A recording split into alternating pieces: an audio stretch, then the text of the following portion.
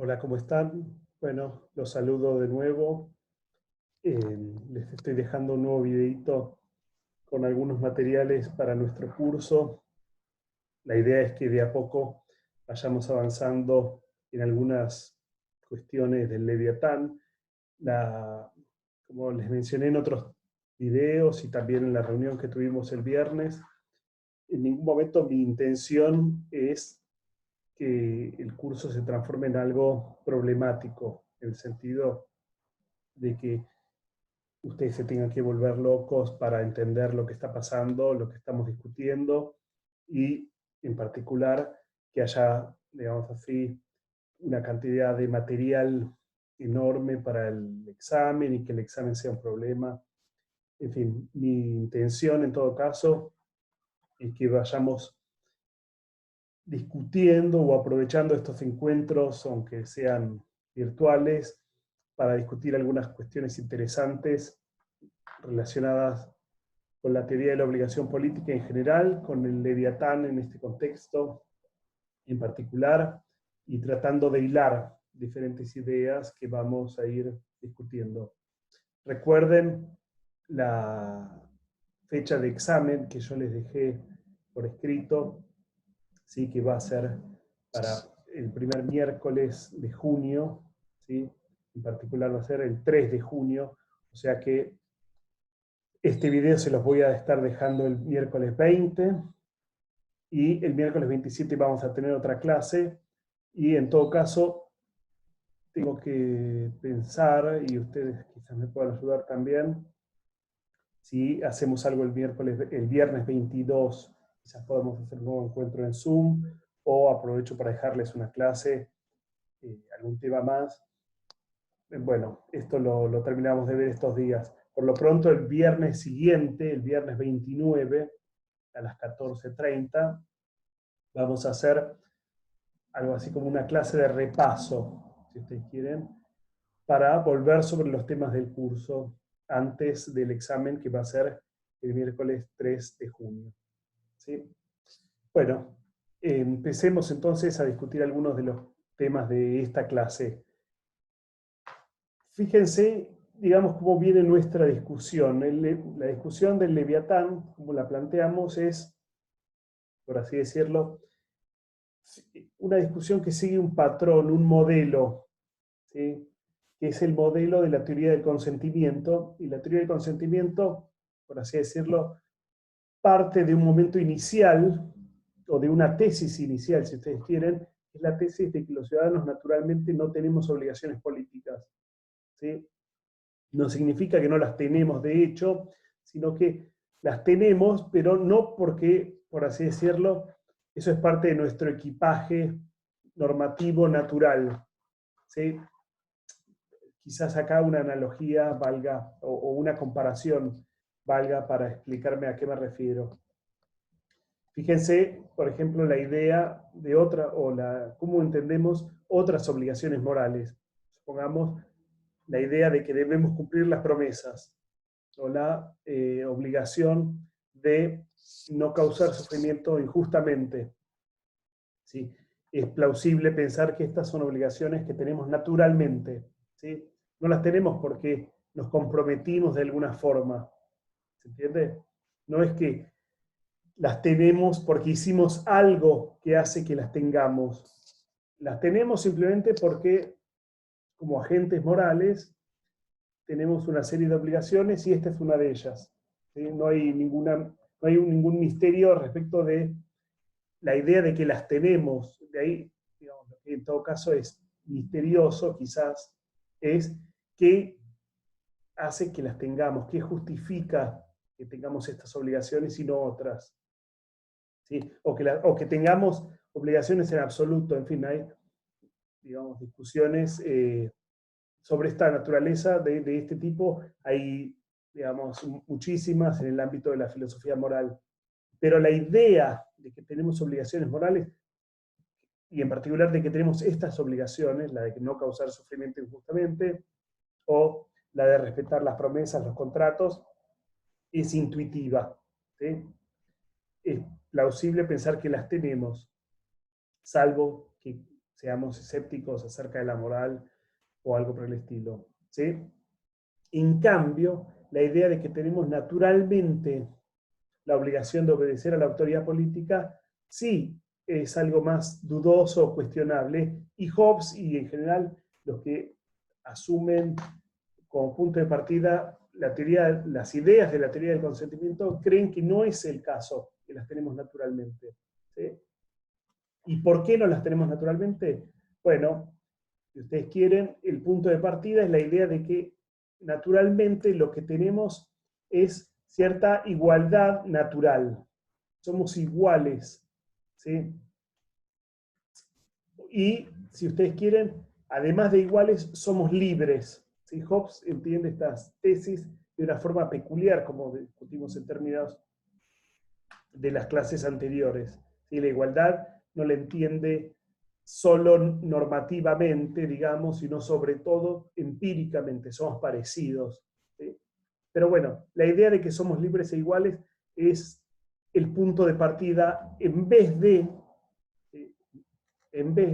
la idea de que naturalmente tenemos la obligación de obedecer a alguien, ¿sí? Al contrario, si somos naturalmente libres, sobre todo, ¿sí? Tenemos el derecho de hacer con nuestra vida lo que queramos, ¿sí? Y por tanto no tenemos el deber de obedecer a otros, ¿sí? Este deber lo vamos a tener, piensa Hobbes, ¿sí? Y en general cualquier teórico del consentimiento, pero lo vamos a tener producto, ¿sí? De que nosotros lo asumimos voluntariamente, ¿sí? ¿Y por qué lo vamos a tener de esta manera? Bueno, porque el contexto en el cual no tenemos obligaciones políticas, que es el estado de naturaleza, el contexto en el cual solo disfrutamos de nuestra igualdad y libertad naturales, ¿sí? Como aparece argumentado en el capítulo 13 del Leviatán, es una guerra de todos contra todos, ¿sí? Entonces, es racional, ¿sí? Abandonar este espacio, ¿sí? Esta es la idea, digamos, de que estas obligaciones las vamos a tener, pero producto de un acto voluntario de consentimiento, ¿sí? No porque es parte de nuestro equipaje, nuestro bagaje normativo inicial. Al contrario, nuestro bagaje normativo inicial es que no tenemos esta obligación, ¿sí? Esto solo repasa, digamos, una de las ideas que estuvimos, o una de las cuestiones que estuvimos discutiendo, pero que es muy importante. La otra que estuvimos discutiendo, u otras de las ideas que estuvimos analizando en las clases anteriores, es la idea de la forma en que tiene este acto de consentimiento. Y se acuerdan en la clase 6, cuando discutimos, ¿sí? Digamos así, el acto que da lugar a el Estado, ¿sí? Es este acto que tiene lugar, que es discutido en el capítulo 17 del Leviatán, ¿sí? Este acto, dice Hobbes, ¿sí? Es un acto, pareciera, digamos así, que no tuvo lugar en el espacio y el tiempo, sino que es parte de un experimento mental, ¿sí? Esto es una de las cuestiones que estuve enfatizando en clases anteriores y que en la clase anterior también estuvimos diciendo la forma en que tiene lugar este acto de consentimiento, este pacto originario, es una forma peculiar, digamos, porque es una forma en donde nos comprometemos unos con otros, ¿sí? En renunciar a nuestro derecho natural, pero en favor de un tercero, ¿sí? Que no es parte de este acto de consentimiento, de este contrato inicial, digamos así, de esta convención, por llamarla de alguna forma, inicial, ¿sí? Sino que el soberano, o el que va a devenir soberano, ¿sí? Recibe la soberanía como un regalo, en términos, ¿sí? Que estuvo analizando Hobbes en capítulos anteriores, ¿sí? No es parte, digamos así, del contrato que lo instituye como soberano, ¿sí?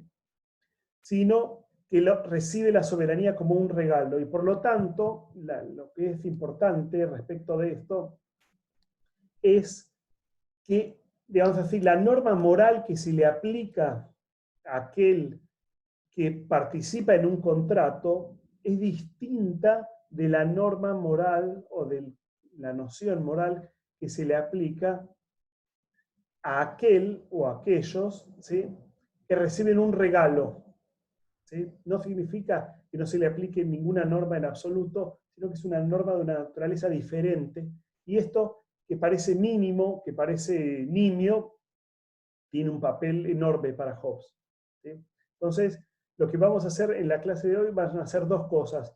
Voy a terminar un video corto discutiendo esta cuestión y después voy a seguir un segundo video avanzando un poquito más, ¿sí?, con esta idea, ¿sí?, y con la forma en que tiene este contrato original, digamos así, este contrato social, etcétera, ¿sí?, que Hobbes, lo importante que les voy a señalar es que Hobbes distingue dos formas, ¿sí?, de contrato, ¿sí? Pero, bueno, entonces vamos a ir avanzando lentamente con esta cuestión, primero en este contexto, ¿sí?, en esta clase. ¿Cuál es la idea, sobre todo, que les quiero señalar? Es la siguiente, que es algo que estuvimos discutiendo, o digamos así, un poco informalmente en el Zoom que tuvimos el viernes pasado, ¿sí? Es lo siguiente, cuando uno piensa en un contrato, ¿sí?, por ejemplo, en un contrato de alquiler de un departamento, ¿sí?, que era el ejemplo que nosotros poníamos la otra vez, pero puede ser otro, cualquier contrato, ¿sí?, donde hay dos partes que se, digamos así, eh, comprometen mutuamente. La idea es que uno puede violar los términos de ese contrato, ¿sí? Si yo me comprometo, por ejemplo, a hacer una reunión con ustedes un viernes y después no voy a esa reunión, ¿sí?, no aparezco, ¿no?, ¿sí?, bueno, estoy violando una norma que yo me impuse a mí mismo, digamos así. Y entonces, la noción que se le aplica, según Hobbes, en ese contexto, es la idea de justicia, ¿sí? Yo estoy actuando de manera injusta, ¿sí?, porque estoy violando los términos de un contrato que yo me autoimpuse. Hobbes lo analiza de una forma todavía más detallada.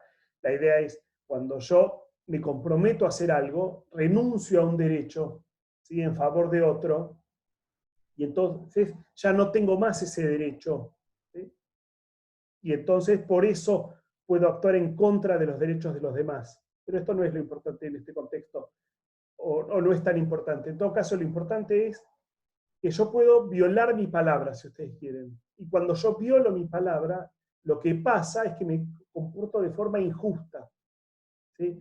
La norma moral que se le aplica a alguien que hace un contrato, que se compromete de alguna forma, que consiente a realizar un acto en particular, etcétera, ¿sí?, que hace una promesa, es la idea de justicia, ¿sí?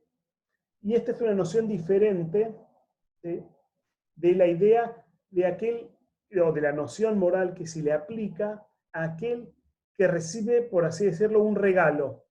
Cuando alguien recibe un regalo, ¿sí?, no significa que no pueda actuar de forma, digamos así, que pueda actuar mal, vamos a ponerlos en esos términos, moralmente hablando, ¿sí? Pero no es la noción de justicia la que se le aplica ahí, sino en todo caso una noción un poquito más débil, pareciera, que sobre todo es la idea de gratitud, ¿sí?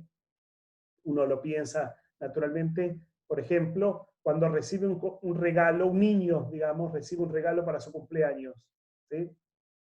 ¿Qué tiene que hacer? Bueno, agradecer, decimos nosotros, agradecerle a la persona que se lo regaló, por más que no le guste quizás, ¿sí? Recibió, digamos así, un par de medias y no era lo que quería, él lo que quería era, no sé, una computadora.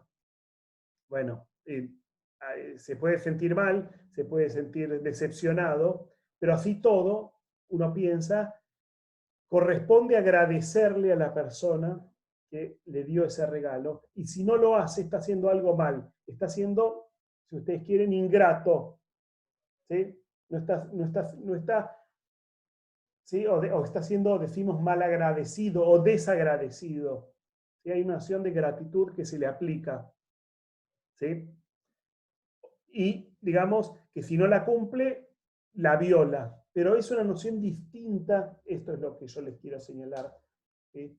Es una noción distinta de la que se le aplica a alguien que hace una promesa y falta a su promesa, ¿sí? El que falta a su promesa, el que falta a su contrato, el que viola, ¿sí?, su palabra, etcétera, actúa de forma injusta, ¿sí? Mientras que el que no agradece, ¿sí?, un regalo, se comporta de una forma ingrata o desagradecida, malagradecida, ¿sí? Son nociones diferentes, ¿sí? Para Hobbes esto es muy importante porque lo que a Hobbes le interesa discutir y analizar, ¿sí?, por lo menos en mi versión, en la versión que yo entiendo de Hobbes, ¿sí?, esto, digamos, puede estar sujeto a disputa, a interpretación, pero me parece que es bastante claro en el texto. Una de las ideas clave que Hobbes quiere desarrollar en su texto es que el soberano no puede ser injusto, no puede comportarse de forma injusta. ¿Y cómo resuelve el intríngulis este? ¿Sí? Bueno, ¿cómo lo resuelve? Diciendo o argumentando que el soberano no, en realidad no es parte de ese contrato que lo instituye como soberano, ¿sí? Entonces no puede ser injusto porque no puede violar los términos de su palabra porque él en realidad nunca la dio, ¿sí? La soberanía la recibe como un regalo y no como parte de un contrato, ¿sí? Por eso es importante la manera en que él entiende, ¿sí?, cómo tiene lugar ese contrato que lo instituye como soberano, que es lo que estuvimos discutiendo en la clase anterior, ¿sí? El soberano no es parte del contrato que lo instituye como tal, sino que recibe, ¿sí?, es un tercero, ¿sí?, una tercera parte que recibe la soberanía como un regalo. Entonces la norma que se le aplica es la norma de gratitud y no la de justicia, ¿sí? El soberano puede ser ingrato con aquellos que le regalaron la soberanía, ¿sí?, pero no puede ser injusto porque no es parte de aquellos que lo instituyen como tal, que lo instituyen como soberano, ¿sí? Bueno, esta es la primera idea que quería enfatizar hoy, ¿sí? Voy a hacer una pausa y ahora en un momento retomo discutiendo o dándole una vuelta de tuerca, ¿sí?, a esta noción y discutiendo las dos formas de soberanía que discute Hobbes en el capítulo 20 del Leviatán. Así que bueno, por el momento pongo una pausa por acá y retomo en un ratito.